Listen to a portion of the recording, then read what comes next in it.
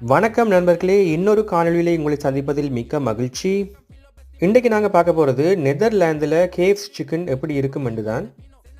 கடையில் ஒரு 5 touch screen வச்சுருந்தாங்க, அதிலேயே தான் நாங்கள் ஆர்டர் பண்ண வேண்டி இருந்துச்சு.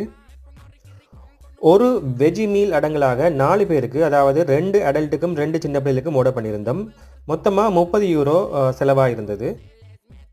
அதாவது எல்கேயில் சொல்லப்போனால் 9000 ருபீஸுக்கு ஆர்டர் பண்ணியிருந்தோம். எங்களுக்கு ஒரு டோக்கனும் கொடுத்துருந்தாங்க. ஆனால் இதே அளவு ஃபுட்டை ஸ்ரீலங்காவில் ஆர்டர் பண்ண 4500 ரூபாய்க்கு ஆர்டர் பண்ணிக்கொள்ளலாம்.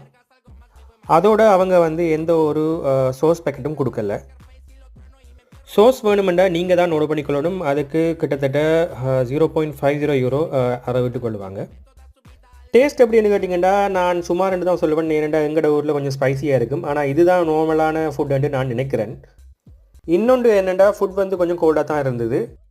சரி நண்பர்களே, இன்னும் ஒரு காலையில் சந்திப்போம். நன்றி, வணக்கம்.